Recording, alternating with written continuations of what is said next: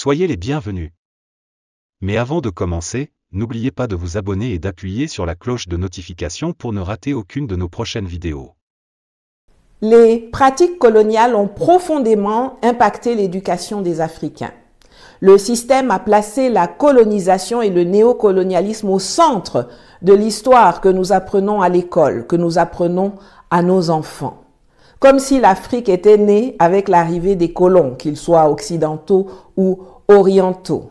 Alors qu'en réalité, la colonisation et la néocolonisation ne sont qu'une portion congrue de l'immense histoire multimillénaire africaine.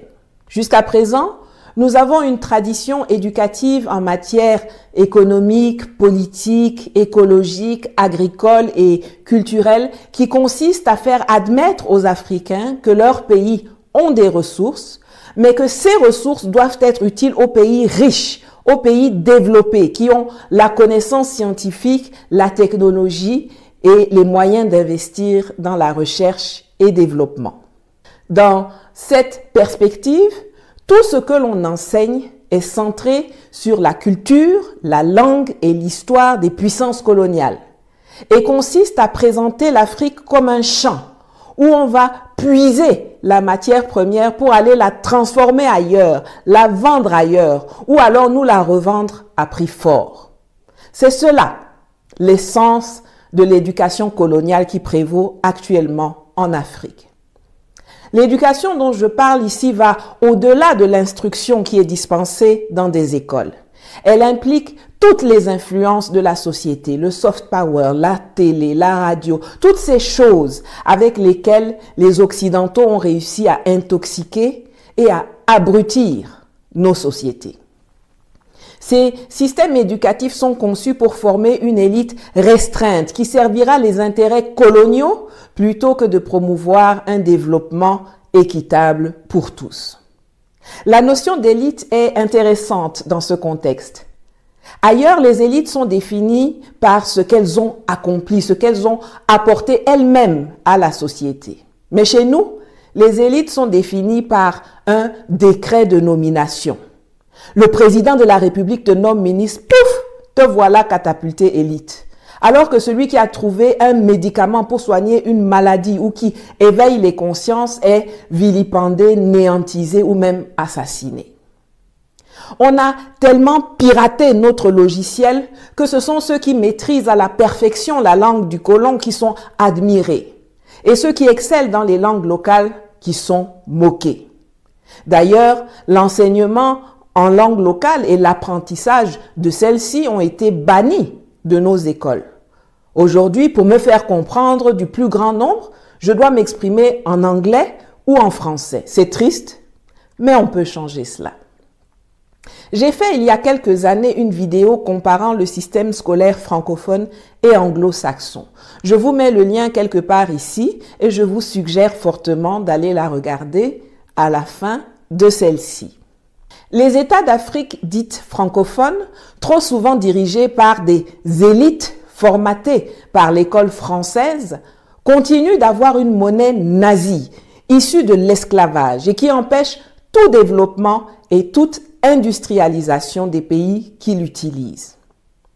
En termes d'agriculture, on continue de produire des cultures extraverties plutôt que de cultiver ce que nous consommons. Pourtant, la fermeture des frontières pendant la pandémie Covid-19 et les effets des sanctions imposées par l'Occident du fait du conflit OTAN Russie en Ukraine auraient dû inciter toute personne un tant soit peu intelligente à revoir ces concepts.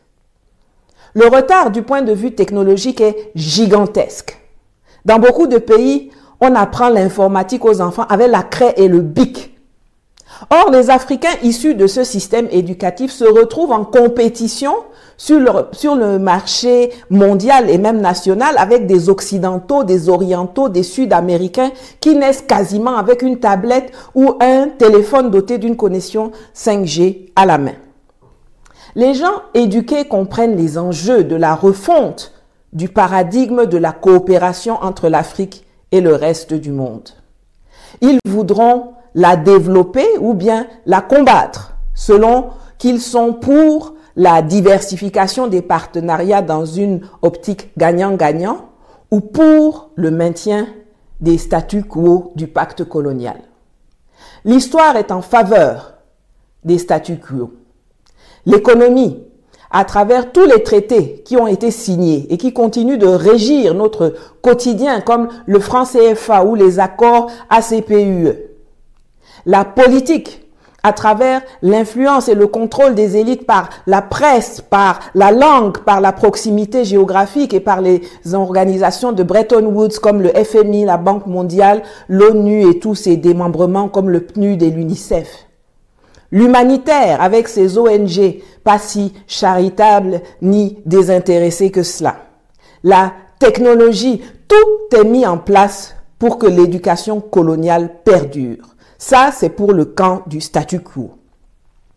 En face, d'autres gens éduqués ont compris l'absolue nécessité de rééquilibrer cette situation par la coopération industrielle dans la production d'énergie nucléaire, d'équipements militaires, de céréales, d'engrais, de chemins de fer, de mécatronique, d'architecture financière, par la formation en grand nombre d'ingénieurs, de spécialistes et de techniciens africains dans tous ces domaines. Nous avons un besoin crucial d'énergie. À ce titre, donc, c'est un point important pour moi parce que nous avons besoin, en tout cas, si possible, d'implanter une centrale nucléaire. Quand, comme le Burkina Faso, vous avez signé un accord pour la construction d'une centrale nucléaire, ce n'est pas seulement l'usine physique qu'il faut construire, mais c'est tout l'environnement qui va avec, qu'il faut également négocier et bâtir. Il faut que toutes les compétences soient disponibles. Les juristes spécialisés en droit nucléaire et en environnement, les économistes, les soudeurs, les chaudronniers, les automaticiens, les ingénieurs, les transporteurs de matières radiologiques, etc., etc. Tout doit être négocié et construit, car c'est dans cet environnement que la centrale viendra s'intégrer. C'est pour ça que les 7 à 15 années qui peuvent s'écouler entre la signature de l'accord et la mise en service de la centrale ne sont pas de trop, loin de là. Les gens du camp de la refonte, comme moi, ont compris que nous devons susciter et privilégier des investissements directs nationaux et étrangers dans ces secteurs et collaborer avec ceux qui disposent d'un savoir-faire incontestable dans ces domaines pour reformater l'éducation supérieure et la formation professionnelle en ce sens. En ce qui concerne la réforme des systèmes d'éducation de base, c'est à nous-mêmes d'y travailler. Nos enseignants, nos chercheurs, nos linguistes, nos historiens, nos pédagogues doivent tous être mobilisés par nos chefs d'État pour produire les nouveaux contenus que nous mettrons au programme, au primaire et au secondaire. Il est plus facile de construire des enfants forts que de réparer des hommes et des femmes brisés. C'est en cela que l'éducation est l'une des meilleures armes pour une Afrique forte, souveraine et prospère, ou alors son pire talon d'Achille. C'est pour cela qu'avec chacune de mes prises de parole, je donne aux parents, aux enseignants, aux dirigeants les impulsions pour refonder l'éducation que nous dispensons.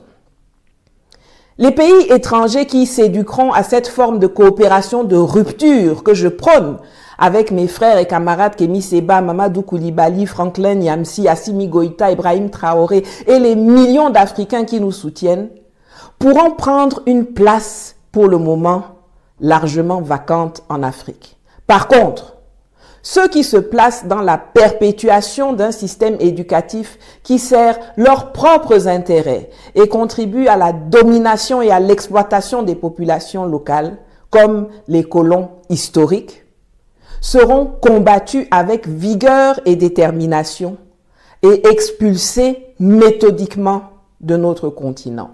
Voilà, c'est tout pour cette vidéo. Si elle vous a plu, n'oubliez pas de mettre un like et de vous abonner si ce n'est pas encore fait. Sur ce, merci et à très bientôt.